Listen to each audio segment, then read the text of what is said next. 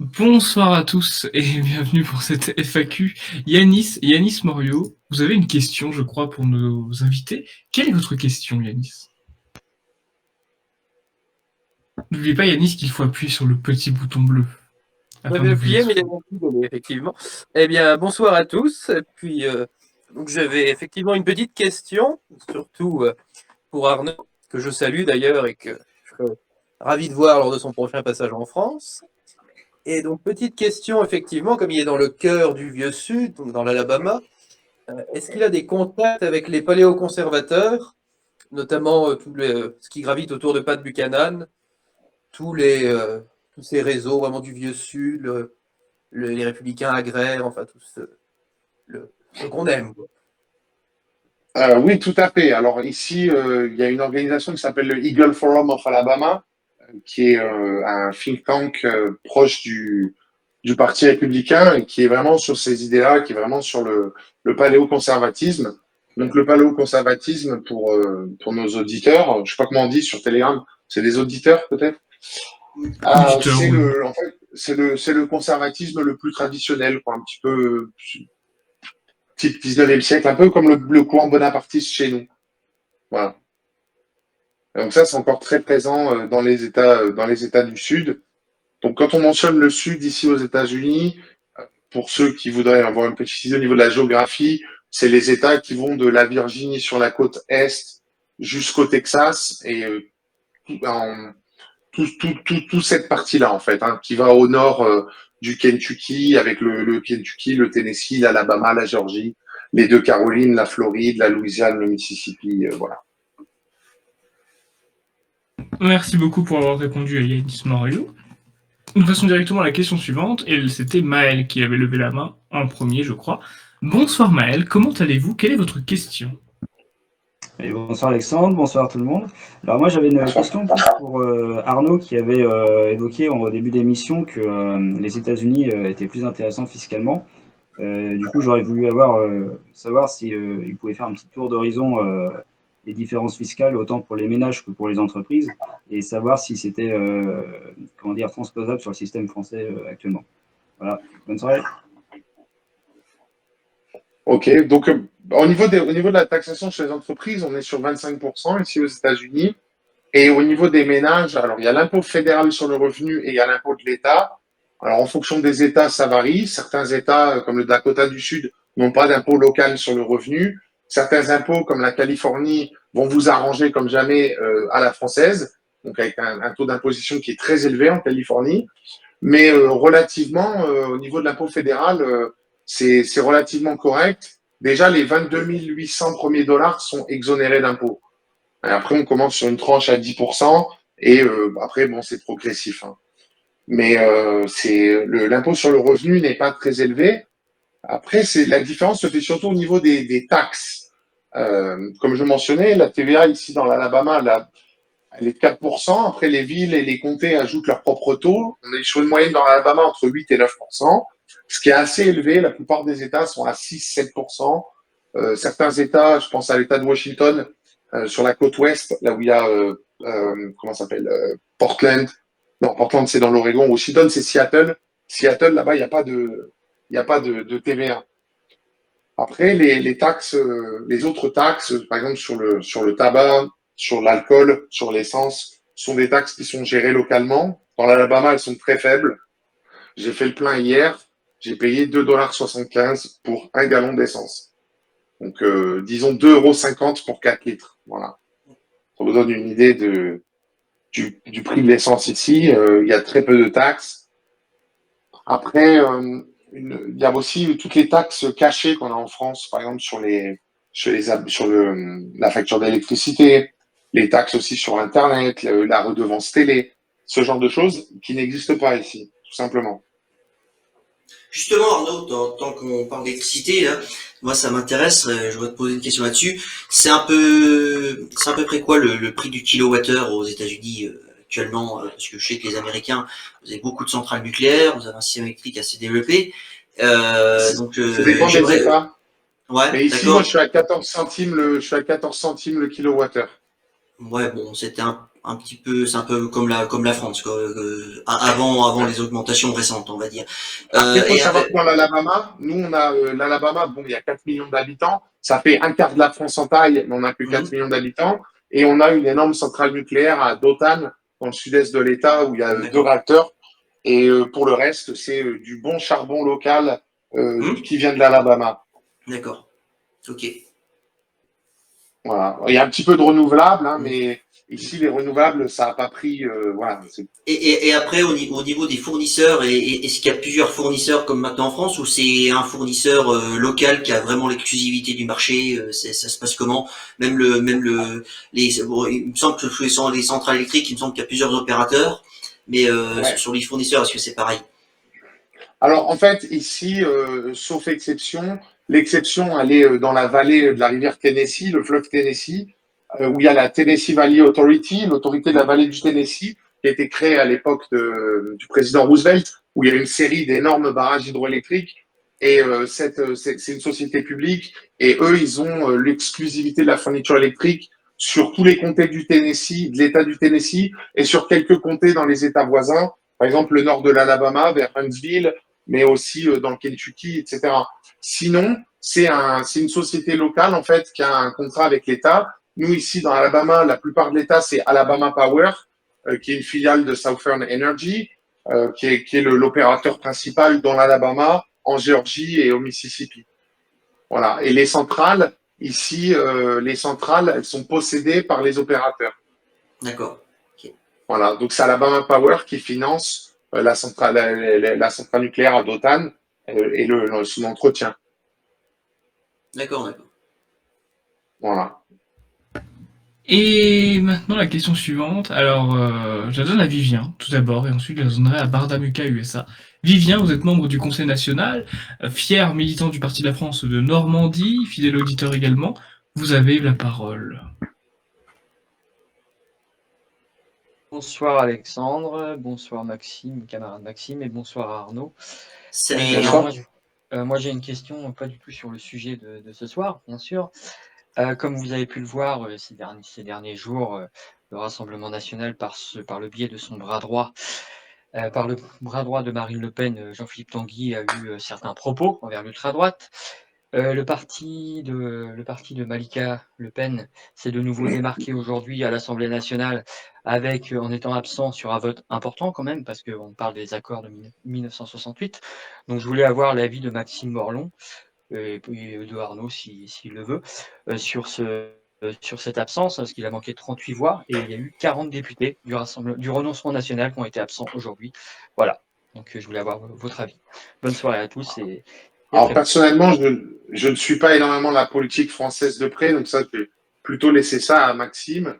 Ah, Mais un truc je qui est vais répondre. Ouais. inadmissible, c'est que des députés ne viennent pas, considérant ce qu'ils touchent comme indemnité, c'est quand même inacceptable qu'ils participent pas au vote. Ça, c'est voilà. Je me limiterai à ça. Ouais, bon bah Vivien, donc pour répondre à ta question, bon de toute façon pour moi il n'y a rien de nouveau, on n'en est plus à un renoncement près du renoncement national, hein, ou du ramassis national, ce sera au choix et à discrétion de chacun.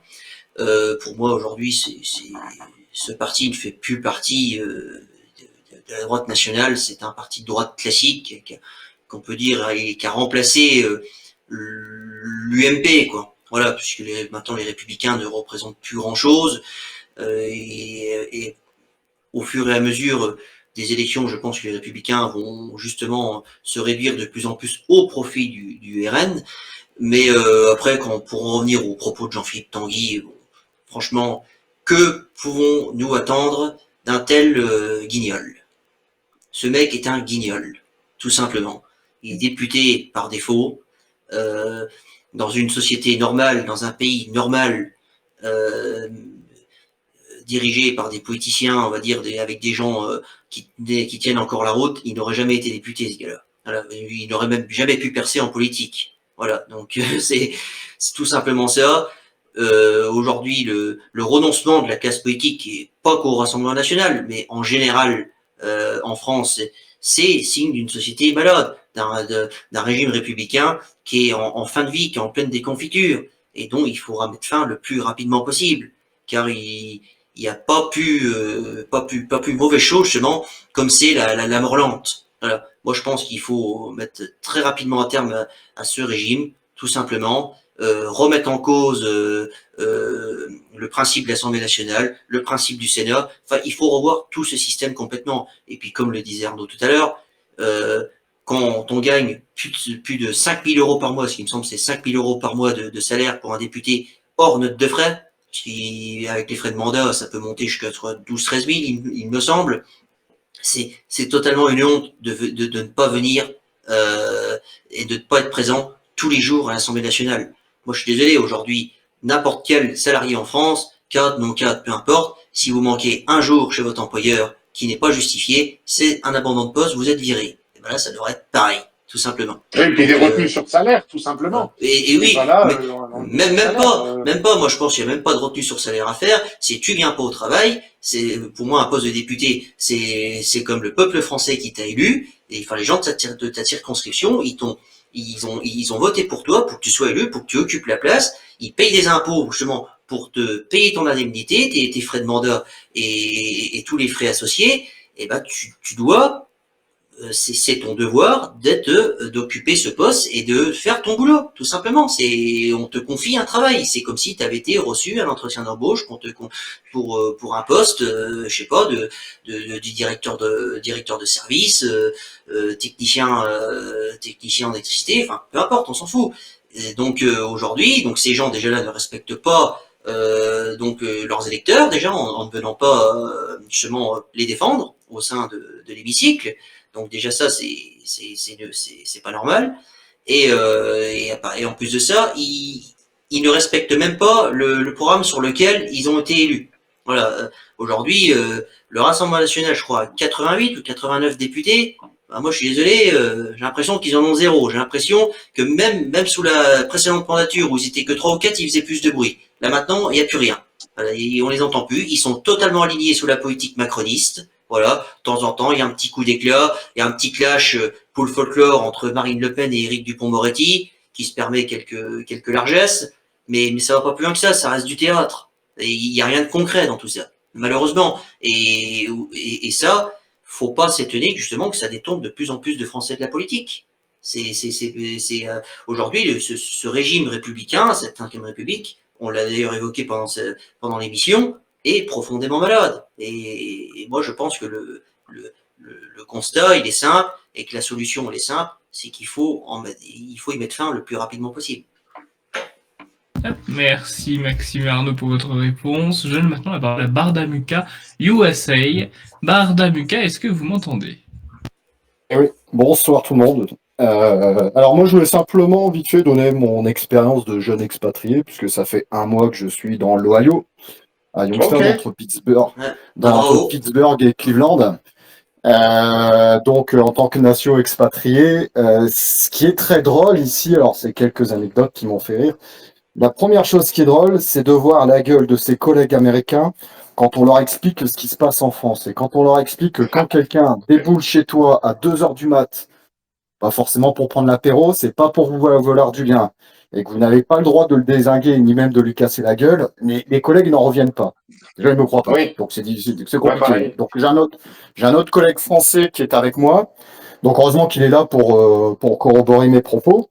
Deuxième chose, alors là aussi quelque chose qui m'a fait très rire quand j'ai fait ma demande de ce numéro de sécurité sociale. Sans ça, vous faites rien. On vous demande déjà votre race. Blanc, latino. Alors les latinos ici, ce que j'ai pu comprendre, c'est les équivalents de nos arbres à nous. Vous voyez Alexandre, comme ça vous n'avez pas besoin de censurer.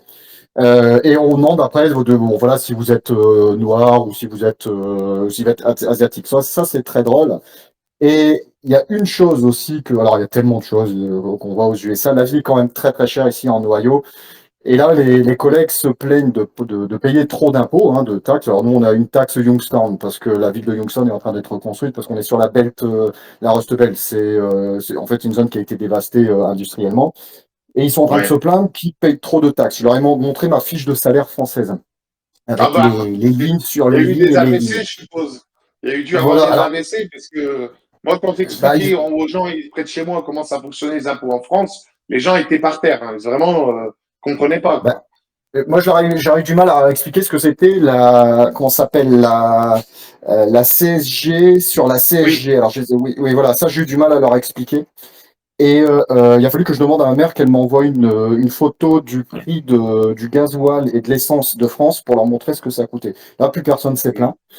Et le dernier point quand même, là, parce que bon, moi je suis là depuis un mois, hein, c'est que je me rends compte d'une chose. Je pense pas ici qu'il y ait beaucoup de racailles qui diraient nique ta mère à Pinot simple flic, dans un premier temps. non, Et dans un deuxième temps, c'est l'amplification de l'actualité française quand on est à l'étranger, au-delà de l'Atlantique.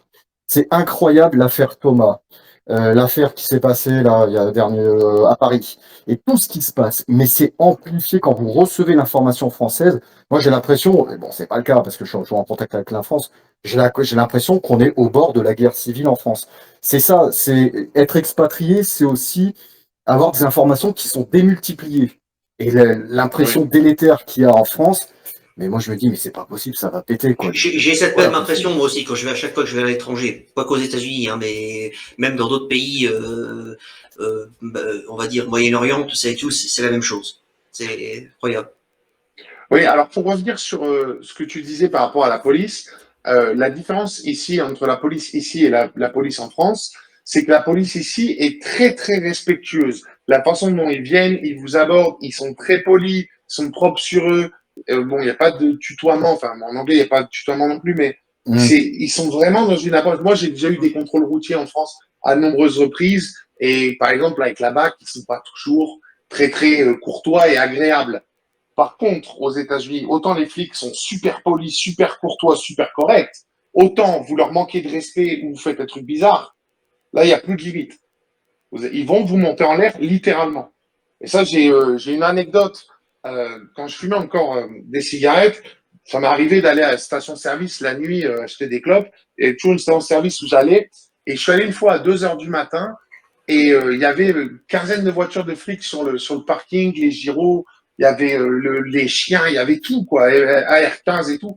Je dis, qu'est-ce qui se passe? Donc, je baisse ma vitre, je demande à un policier, voilà, excusez-moi, elle est ouverte la station? Il me dit, oui, pas de problème. Donc, je me gare, je suis à la station. Je me suis dit, j'espère qu'il n'y a pas eu un meurtre dans la station. Bon, j'achète mes clopes et je demande au caissier, mais il se passe quoi? Alors, qu'est-ce qui s'est passé? Ben, il y a des clochards qui traînent sur les parkings de stations-service, puisqu'ici, c'est des supérettes 24 heures sur 24. Donc, il y a toujours des petits clochards qui traînent sur les parkings. Et il y en a un qui a eu la bonne idée de jeter une brique ou une pierre ou un truc sur une voiture de flic. Bon, bah là, tout de suite, ils appellent toutes les unités. Ils sont venus à 15 voitures et ils ont embarqué toute l'équipe de Clodo. Voilà. C'est aussi simple que ça. Il n'y a pas une voiture qui. Ici aux États-Unis, il n'y a pas un quartier où la police ne passe pas et il n'y a pas un quartier où ils se font caillasser sans qu'il y ait des représailles immédiates. C'est-à-dire qu'ils viennent avec tous les effectifs disponibles, les chiens, l'armement lourd, etc. Tout de suite. En contrepartie, vous avez des policiers sur les contrôles de route, pour les excès de vitesse, tout ça, qui sont d'une politesse irréprochable. Ça, c'est-à-dire que ça commence par Hello sir, bonjour monsieur. Voilà. Alors qu'en France, moi, dans mes expériences de contrôle routier, c'était des fois du tu nous sors les papiers. Voilà, bah, pourquoi tu me dis tu? Voilà. Donc il y a une vraie différence dans la façon dont la police procède aux États-Unis avec la police en France, et je pense que notre auditeur qui vit aux États-Unis il a dû s'en rendre compte. ouais, non, oui, bah, après, j'ai pas eu la chance de pouvoir côtoyer des policiers, hein. Pour Et l'instant, ça me après, va très bien. je Mais vais commencer dans là, l'Ohio, ici, mais est-ce qu'ils sont aussi tout seuls par voiture? ah oui, tout le temps, oui. Ils sont Oui, voilà, parce que dans c'est leur pas le dock berlingot où ils sont chargeur. cinq, sont pas cinq dans le berlingot comme en France. Voilà. Non, non, du Ici, tout, du ils tout. sont tout seuls. Voilà, c'est pareil.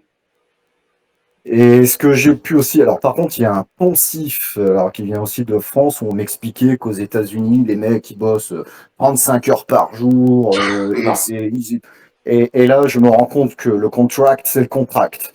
Les collègues rentrent, alors moi comme j'ai un statut particulier, j'ai pas à pointer, ils rentrent, ils pointent 8 heures, c'est 8 heures. Ils arrivent très tôt le matin à 7 heures, 5h30.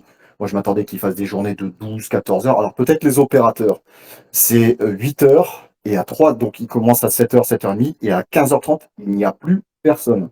Alors je sais pas d'où vient encore ces légendes, mais non, non, ils font 8 heures, point final, hein. C'est tout, hein. C'est comme ça, Ah oui, pas après, autrement. Et sinon, tu es le payé reste, une heure c'est overtime, supplémentaire. hein. Voilà, heure Exactement. supplémentaire, overtime. Mhm. Mais ici, tu as la possibilité, si tu es vraiment parce que financièrement, tu as besoin d'argent ou parce que tu es passionné, si tu as envie de bosser 60 heures, ils ne vont pas t'empêcher. Mais le contrat de travail, en général, aux États-Unis, c'est 40 heures. Effectivement, c'est 5 journées de 8 heures en général. Et je finirai sur une autre anecdote un peu plus racialiste. Je constate aussi que dans l'usine où je travaille, c'est un groupe français, hein, le personnel qui est sur les tours d'usinage pour usiner, donc on conçoit du matériel pour l'extraction du pétrole, donc tout ce qui est usinage, contrôle d'usinage, c'est du personnel blanc. Le reste, tout ce qui est empaquetage, les choses de base, les mises en peinture, ce n'est que des congoïdes. Je dis ça, je dis rien.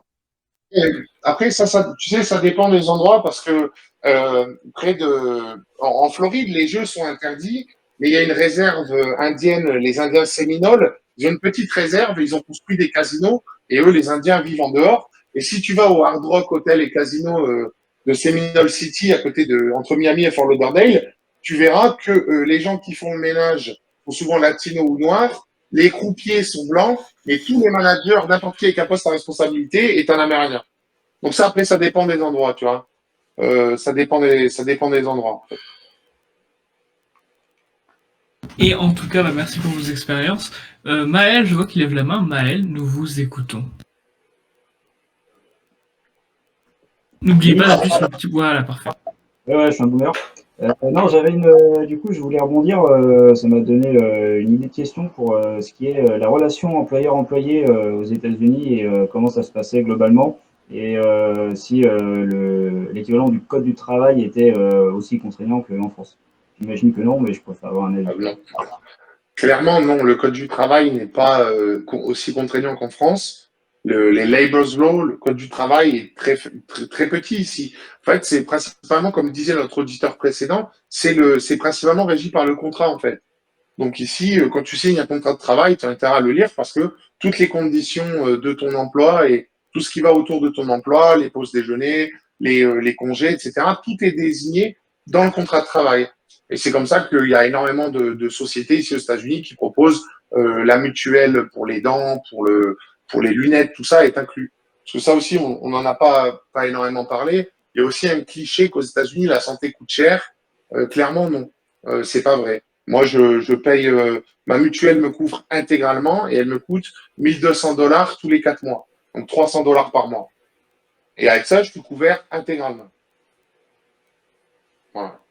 Oui, donc Quand on je est loin du docteur, cliché je dois de payer. l'endettement à vie dès qu'on se casse quelque chose. Ouais. Ça, c'est pour les gens, ça, c'est pour les gens qui n'ont pas ça, c'est pour les gens qui n'ont pas de mutuelle. Considérant les prix des mutuelles, si les gens n'ont pas de mutuelle, c'est que c'est vraiment un choix personnel. Faut savoir qu'aux États-Unis, il y a aussi tout un tas de lois sur les soins gratuits. Il y a la loi MTALA, MTALA sur les soins d'urgence, qu'en fait, les hôpitaux sont obligés de te prendre en charge si tu as un danger immédiat pour ta vie. Il y a les procédures Medicare pour le soin des plus démunis. Il y a le Medicaid. Non, Medicare, c'est pour les anciens. Pour les seniors, plus de 65 ans, eux ne payent pas les soins. Medicaid, c'est pour les plus démunis. Enfin, il y a tout un tas de systèmes comme ça qui font qu'en fait, le système de santé américain me paraît plus performant qu'en France. Je peux vous donner un ou deux exemples rapidement. C'est que quand ma sœur est venue me rendre visite ici en 2022, elle a eu des énormes mal de ventre. Bon, on me dit, ah, je vais aller aux urgences et tout. On a été aux urgences. 12 minutes après, elle était dans une petite salle avec un médecin, quoi. Alors qu'elle était, elle avait des graves maux d'estomac, mais c'était pas non plus quelque chose qui la menaçait directement. Donc 12 minutes pour être pris en charge. Un autre exemple que je peux donner, c'est qu'ici, quand vous faites un bilan sanguin, le bilan sanguin fait 6 pages. Et d'ailleurs, j'avais envoyé à ma mère par mail pour qu'elle le montre à notre médecin de famille. Ici, quand vous faites un bilan sanguin, il teste tous les paramètres disponibles, pas seulement les paramètres nécessaires. Parce que bon, comme il y a les moyens, les équipements sont là, autant en profiter, quoi. Donc je pense que ça, c'est aussi un vrai cliché qu'il y a sur la santé aux États-Unis, comme quoi ça serait hors de prix, comme quoi les gens mourraient dans les rues, etc. Clairement, c'est pas le cas. Et on l'a vu au moment du Covid. J'avais vu passer les statistiques du nombre de intensive care units, c'est-à-dire les lits de réanimation. Et aux États-Unis, il y a 4 fois plus de lits de réanimation par habitant qu'en France. Voilà. Donc ça, c'est un exemple tout simple. Et pareil, pendant le Covid, les tests Covid étaient gratuits et ils étaient partout. Vous alliez à n'importe quelle pharmacie, vous pouviez faire des tests Covid.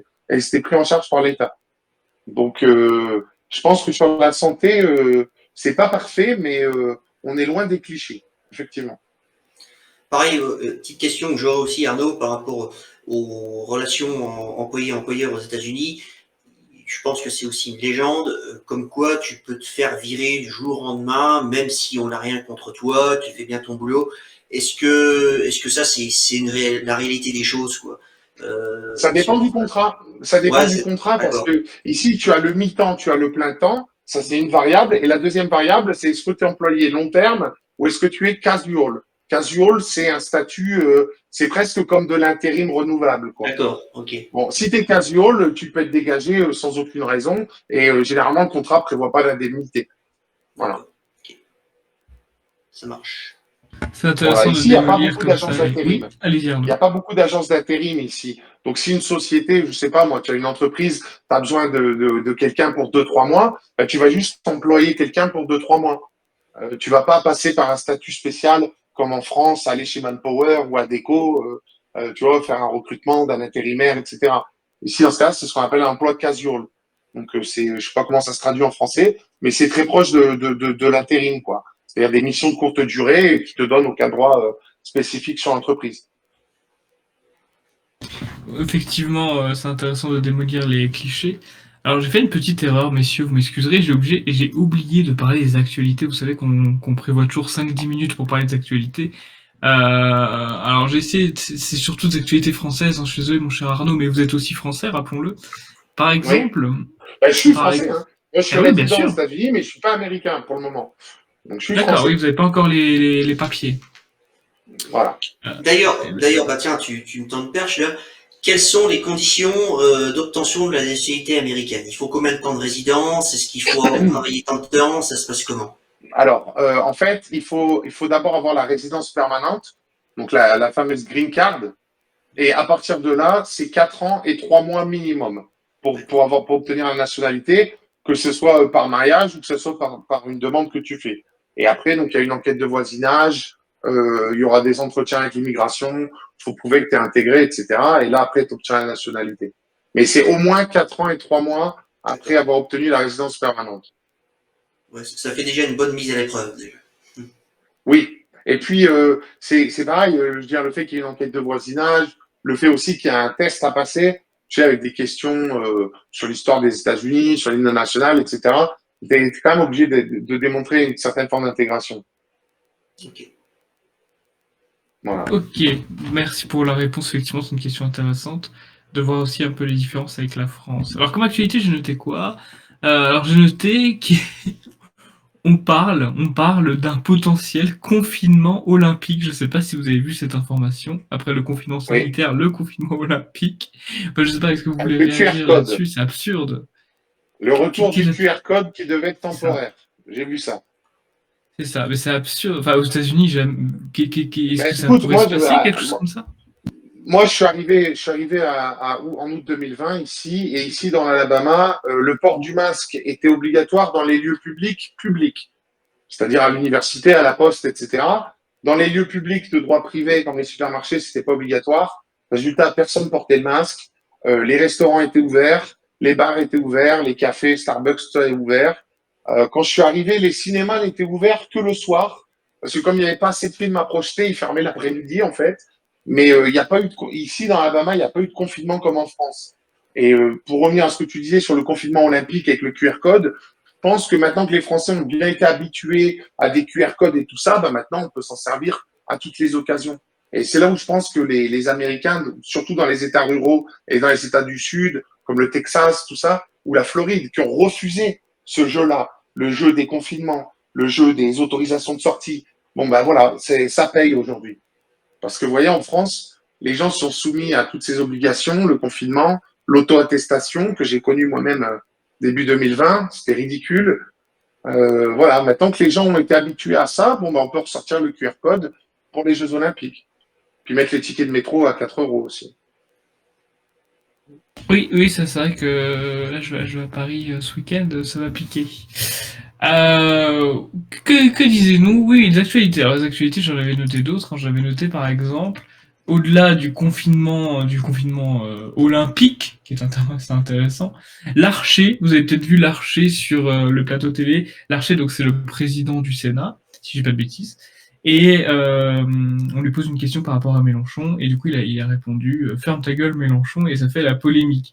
Qu'est-ce que vous en pensez de ça? Déjà, le sujet de base, c'était est-ce qu'il y a de la cocaïne qui traîne au Sénat? Alors, qu'est-ce que nous sommes surpris? Il y aurait de la drogue qui traîne dans les Ah bah, institutions c'est françaises? Non. déjà, je peux te dire, il y a déjà un abonné de la vie du rail à l'Élysée déjà, donc Je ne peux pas le croire. Et disons que je suis je suis choqué. Et il avait fait cette réponse à Mélenchon. Alors, je sais pas s'il y a besoin forcément de la commenter, mais au moins, Puis franchement, Alex, tu as vu, comme nous tous, cette affaire avec le sénateur, là, il y a 2 semaines. Bon, voilà, je pense que la question, elle est vite répondue, hein. Oui, Polytoxicomane. j'avais vu ça. J'avais vu ça. Polytoxicomane. Non mais voilà, voilà la gueule de nos parlementaires. Et des gens, en plus de ça, qui se permettraient d'ailleurs de nous faire des leçons, hein. De nous dire, voilà, qu'on est des méchants fascistes, et ou je ne sais quel autre poncif. Alors que ce sont eux les dégénérés. D'ailleurs, justement, parlant d'abus de pouvoir, vous avez peut-être dû voir qu'il y a encore un autre mouvement de droite qui s'est fait dissoudre hier par Darmanin, la division Charles Martel. Jusqu'où ira-t-il? Jusqu'où ira-t-il? Parce qu'effectivement, il peut dissoudre techniquement n'importe quel parti ou association sans même décision de justice. Oui, alors là-dessus, Alex, j'avais vu une information qui est similaire à ça, c'est que j'ai vu que Marion Maréchal Le Pen demandait l'emprisonnement sans procès des fichiers S. Et alors bon, ici, on a imaginé un truc comme ça ici aux États-Unis, c'est inconcevable.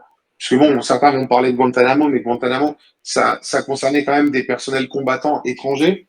Hein, donc c'était pas du droit commun. Mais je voudrais quand même juste signaler pour nos auditeurs qui pourraient penser que c'est une bonne idée de vouloir emprisonner les fichiers S sans procès, que on peut être fiché S pour tout un tas de raisons de nos jours en France. Hein, et que quand Marion Maréchal Le Pen soutient cette mesure, voilà, c'est pas forcément très intelligent. Et puis il y en a beaucoup qui sont fichés S, hein, qui ne sont pas en lien avec les réseaux islamistes en l'occurrence, et puis beaucoup oui, qui ne le savent pas d'ailleurs. Beaucoup qui ne le savent pas. Par exemple, le Papacito, l'écrivain, là, on en pense ce qu'on veut du personnage, mais Oui. le mec est fiché S, quoi. Donc, si on écoute Marion Maréchal Le Pen, il devrait être en prison sans jugement. Enfin, c'est quand même, mettre des gens en prison sans jugement, c'est quand même un dérapage terrible. Et que ça concerne des islamistes ou d'autres gens, ça n'est pas acceptable, quoi. Je veux dire, parce que c'est la porte ouverte au grand n'importe quoi. C'est la boîte de. Ah bah de toute façon, c'est la mise en place d'une société totalitaire à terme. Hein, oui, non, mais Union soviétique, hein, régime Ceausescu, la même chose. Mais tout à fait. Et c'est pour ça que les gens qui peuvent se dire bon, bah il y a des islamistes, ils sont dangereux, sont fichés S, il faudrait qu'ils soient mis en prison. Attention, il y a des fichiers S de tous bords. Et quand on commence à mettre des gens en prison sans procès, l'histoire nous montre que ça n'est pas, ça va pas dans la bonne direction. Hein. Donc j'inciterai tout le monde à être vraiment sur le qui-vive par rapport à ça, parce que moi quand j'ai vu cette nouvelle-là, j'ai été sidéré. Quoi. J'étais sidéré. Concernant les fichiers S en lien avec les réseaux islamistes et toutes ces choses-là, ça serait même très facile de les mettre en prison. Il suffirait de faire des enquêtes administratives sur eux, même des enquêtes de police toutes simples, avec mise sur écoute et toutes ces choses-là, remontant qui sont en lien avec des gens justement qui sont dangereux. C'était le cas notamment du tueur à la Tour Eiffel, là, qui a déjà été en lien avec l'assassin de Samuel Paty, il me semble. Donc tout ça, c'est très facile d'établir des liens, des complicités, et donc ces gens-là, ce serait très facile. Mais bon, aujourd'hui, il faut croire que aussi le problème en France, c'est que les services de police, même les services de renseignement, je pense, sont plus occupés à espionner, on va dire, les vrais Français, les nationalistes, que plutôt vraiment les vrais ennemis de la société et de l'État, quoi. Voilà. C'est ça le problème aussi de la France. On n'a pas les moyens des États-Unis d'ailleurs, donc en matière de renseignement, c'est pas étonnant qu'aussi qu'il arrive des choses comme il s'est passé à Paris encore récemment, comme il s'est encore passé l'autre fois avec le professeur qu'on a constitué. Donc même une, comment dirais-je, ce qui s'est passé à Crépol, si on avait vraiment des services de police qui enquêtaient sur ces gens-là, qui mettaient ces gens-là hors d'état de nuire, ou qui étaient près d'eux, ça aurait peut-être pas non plus arrivé. Voilà. Aujourd'hui, c'est pareil. Il faut regarder. L'État français est plus enclin à vouloir désarmer les Français que plutôt que de désarmer les gens issus d'immigration qui habitent dans les quartiers, quoi. Le problème, et là aussi, c'est une question de volonté politique. On en revient toujours au même sujet, d'ailleurs. Ouais. Et effectivement, vous avez peut-être dû voir qu'il y a eu un attentat à Paris il y a très peu de temps, un jour, je crois, c'était hier avant-hier. Vous avez dû voir par Armand, le fameux Armand. Bon, après, c'est Armand Rajabour Mihamedouab, quelque chose comme ça. Donc, c'est Armand, mais pas trop Armand. Ça m'avait surpris, c'est que vous avez remarqué que dans la presse, quand ils sortent le prénom, il y a quand même quelque chose d'assez typique là-dessus, hein. Parce que en fonction des origines, la presse ne sort pas les prénoms. Et là, ils étaient bien contents de sortir Armand, Armand, quand le gars s'appelle Arman ou quelque chose comme ça. Donc voilà, on voit encore un enfumage de la presse française, quoi. Et puis aussi, en passant, le comportement de cette même presse française aussi, qui essaye aussi de réécrire le scénario de l'affaire de Crépol. J'en parlais. Oui, mais justement, ça c'est un truc où les journalistes devraient faire leur boulot et se contenter de rapporter les faits. Il y a les faits qui paraissent évidents. Ils réécrivent carrément le scénario. Voilà, et le reste qui viendra de l'enquête. Le reste, ça sera l'enquête qui le déterminera et qui établira l'entièreté des faits, quoi. Mais bon, pour citer quelqu'un qui est en exil en Suisse, un journaliste, c'est ou une pute ou un chômeur, quoi, hein.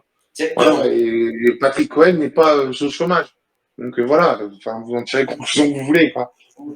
Évidemment. Tout à fait.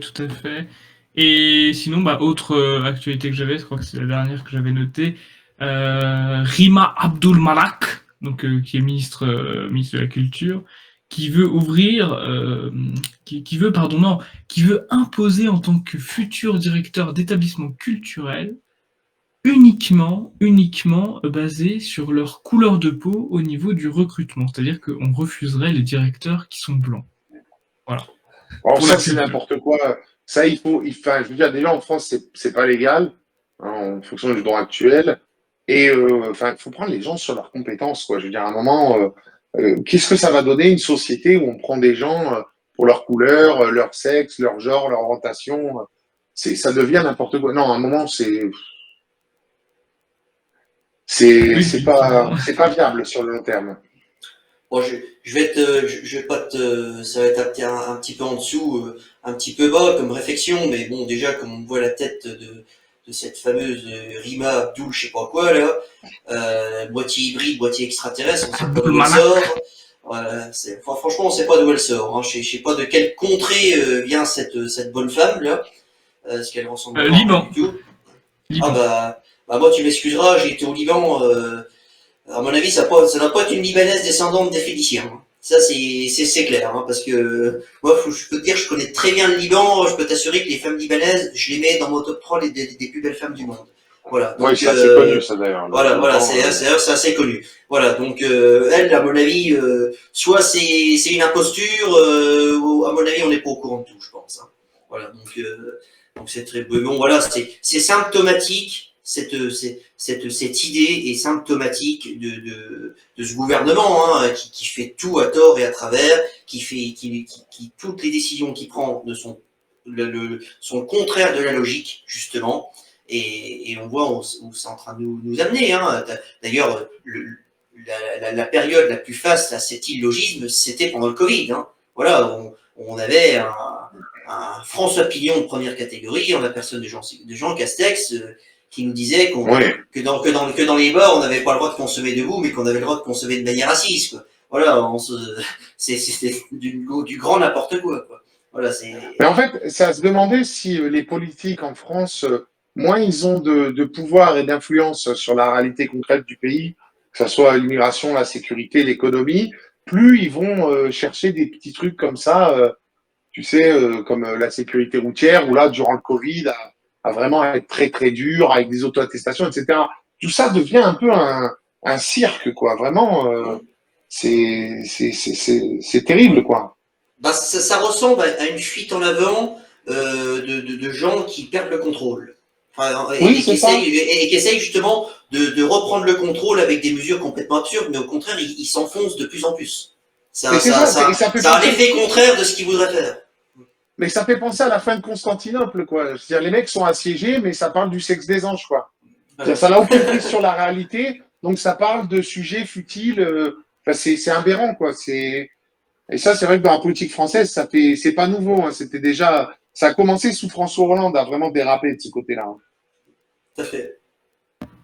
Tout à fait. Je reprends rapidement les questions des auditeurs. Je crois que Vivien a une question à nous soumettre. Vivien, nous vous écoutons.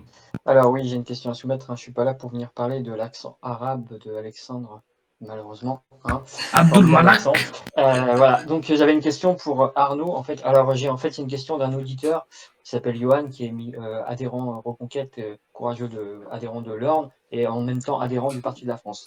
Alors il me D'accord. demandait de poser la question, comment les personnes âgées arrivent-ils à payer les maisons de retraite s'ils n'ont pas assez cotisé ou mis assez d'argent de côté? Et en gros, si réellement ils n'ont pas réussi, qu'en est-il de leur sécurité et de leurs soins, sachant que les soins ne sont pas gratuits aux États-Unis. Voilà. Alors, trois choses. D'abord, la première, je reviens sur ce que je disais précédemment sur l'hôpital, etc. Je mentionnais Medicaid et Medicare. Medicare, c'est les soins gratuits pour les plus de 65 ans. Donc ça, déjà, c'est une première chose. La deuxième chose, c'est que la majorité des Américains, je crois que c'est dans les 70%, sont propriétaires. Donc, les gens qui sont vraiment au quatrième âge, généralement, vont vendre leur maison pour financer la maison de retraite. Et la troisième chose, c'est sur les revenus à la fin de la vie professionnelle. Il faut savoir qu'aux États-Unis, la retraite est composée de trois choses. D'abord, il y a la sécurité sociale qui vous fait un paiement de retraite, donc que vous recevez de l'argent public. Ça, c'est un montant qui est très faible et moins vous êtes imposable, plus ce montant-là va être élevé.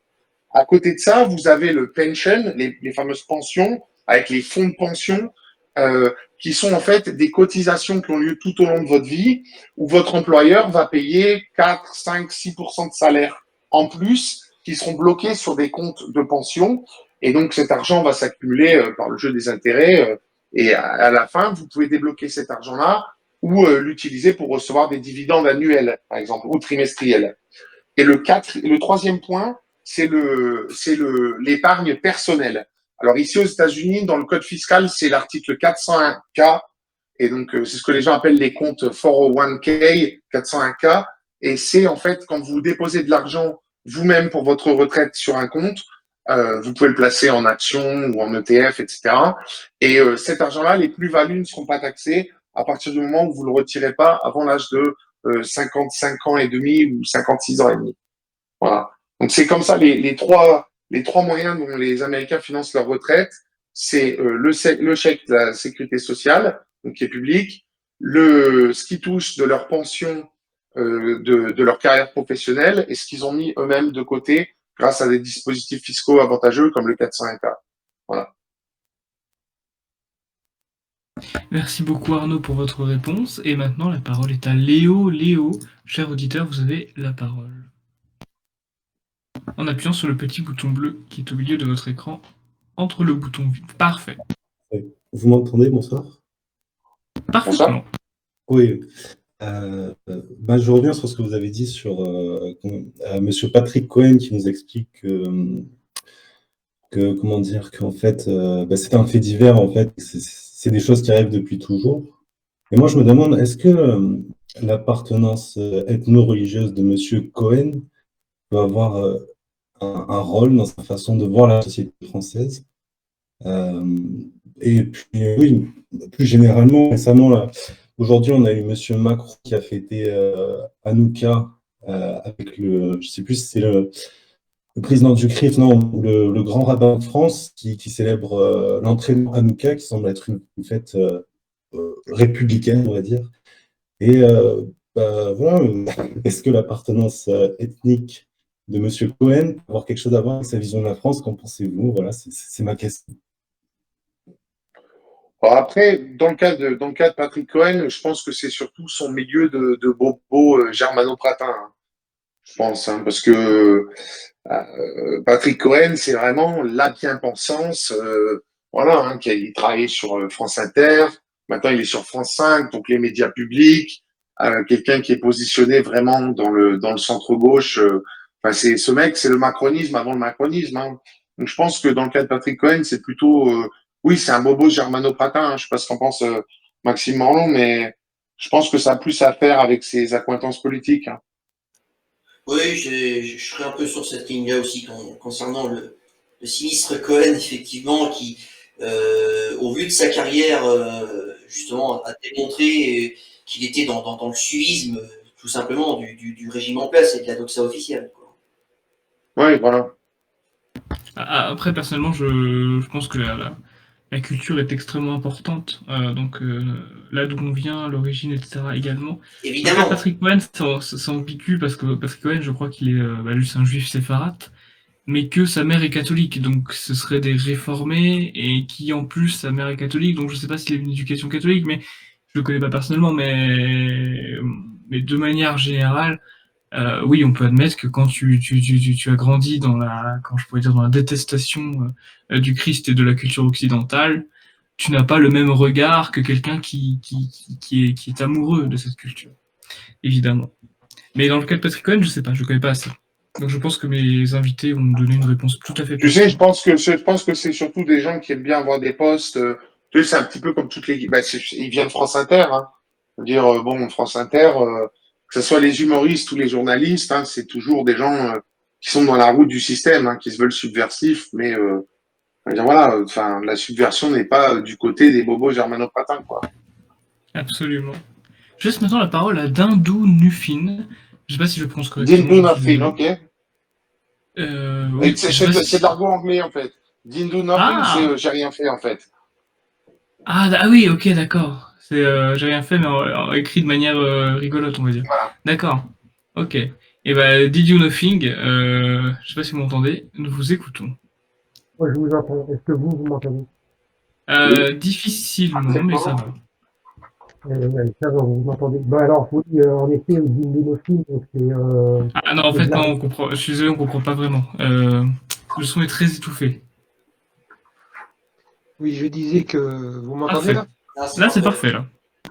Je disais donc que oui, Dindunophine, c'est de l'argot américain qui veut dire j'ai rien fait, un peu comme en France. Quand on a des chances qui disent on n'a rien, j'ai rien fait, voilà, c'est un peu la même chose pour les Américains. Donc voilà, c'est un trait d'humour, un pseudo humoristique. Certains peut-être m'ont déjà entendu, donc peut-être qu'ils vont me reconnaître. Et oui, c'était pour corriger un peu ce que disait Arnaud Mille tout à l'heure par rapport à tout ce qui est fichier S. En fait, dans les fichiers S, il y a une catégorie spécifique qui s'appelle la FSPRT et qui en fait comprend que les radicalisés en fait. Donc dans les fichiers S, il y a des sous-catégories qui sont, bon, il y a les catégories, on va dire, politiques, tout ce qui est leader d'opinion, etc. Et il y a nous, on est la aussi, catégorie SS. et voilà, il y a des catégories très, très spécifiques. Enfin, il y a plusieurs embranchements en fait dans les fichiers S, c'est global. Les fichiers S sont globaux et en fait, il y a la catégorie en fait la plus comment dire dangereuse qui s'appelle en fait ça s'appelle le fichier des signalements pour la prévention et la radicalisation à caractère terroriste. Donc ça, c'est la plus haute catégorie, on va dire, du spectre des fichiers S, quoi. Et donc, c'est cela, à mon avis, que parlait Marion Maréchal, c'est-à-dire il y a à peu près, je sais plus si c'est 3000 personnes sur 30 000, en fait, hein, je crois, il y a 30 000 fichiers S. Et 8 000, non, je crois que c'est 8 000 fichiers S radicalisés. Il Donc me c'est une semble que c'est à peu catégorie près, à oui, c'est part. ça, c'est à peu près 7 000, 7 Voilà. 8 000 radicalisés, 35, 40 000 normaux, entre guillemets, et Voilà. 660 000 IFRP, il me semble. Voilà. Si je Et dis pas de ça fait bêtises. partie d'une catégorie bien spécifique. Donc la FSPRT, donc c'est une catégorie spécifique dans les fichiers S. Et je pense que c'est de celle-là dont parlait Maréchal Le Pen Moi, c'est pas. et Marine Le Pen, quoi. Moi, c'est pas ce que j'avais entendu hein, mentionner les fichiers en général.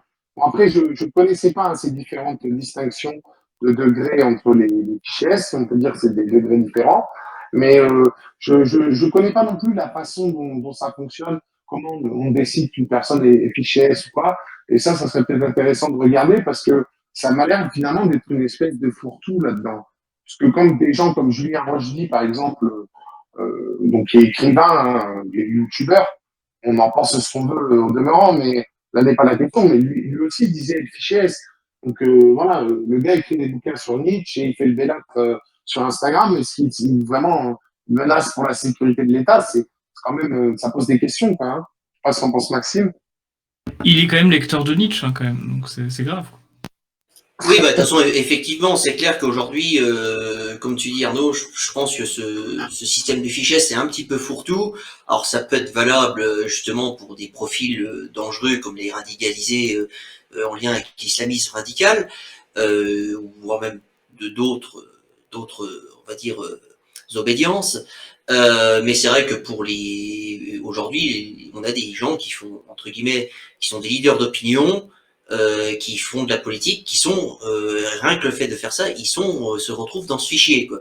Donc ça c'est quand même problématique. Ça va aussi vers une tendance, on va dire totalitaire, une tendance, on va dire entre guillemets de cloisonner et aussi de répréhender, enfin les opinions contraires au régime en place et à la doxa officielle. Donc ça c'est quand même très dangereux. Et puis moi, c'est comme tu sais aussi, tu soulèves on va dire un problème, c'est comment et par qui est décidé de mettre telle ou telle personne inscrit au fichier des fichiers, quoi. Voilà, tout simplement. Donc qui décide de ça? J'ai envie de dire, c'est un peu comme pareil, les préfets qui décident comme ça. Bon bah demain, tiens, on va lui retirer tous ses flingues à lui. Le chasseur là ou le licencié de tir, on va lui retirer tous ses flingues parce qu'il parle un peu trop sous les réseaux sociaux. C'est à peu près la même chose, quoi. Voilà, il n'y a pas de jugement, c'est fait de manière discrétionnaire par des gens qui, s'ils ont pas vos idées politiques, vont chercher à se venger quelque part. Voilà. Et ça, c'est clairement pas normal. Je pense que dans un pays comme les États-Unis, ça n'arriverait pas, ce genre de choses. Tout à fait. En tout cas, j'étais ravi d'animer justement cette émission avec vous sur le nouveau continent. Merci beaucoup Arnaud pour votre expérience très empirique finalement, parce que vous y êtes. Et c'était votre première émission, je crois. J'espère vous revoir sur d'autres sujets. Bien sûr. Avec grand plaisir. Ah, bah merci. Le plaisir est partagé Arnaud et merci pour l'adhésion au Parti de la France. Bienvenue dans le seul parti de droite en France. Et merci beaucoup Maxime également pour votre participation, parce que on sait très bien à quel point vous vous intéressez aux pays étrangers, vous vous intéressez politiquement, et c'est super intéressant également d'avoir votre opinion là-dessus. Eh ben, merci à toi Alex, et puis de toute façon je pense qu'on aura l'occasion de refaire une émission avec Arnaud, surtout que là, comme je disais tout à l'heure, je pense que d'ici premier trimestre 2024, on va entrer en plein dans la campagne des présidentielles aux États-Unis. Et je pense qu'on aura beaucoup de choses à dire, quoi. Voilà, sur ce qui va se passer.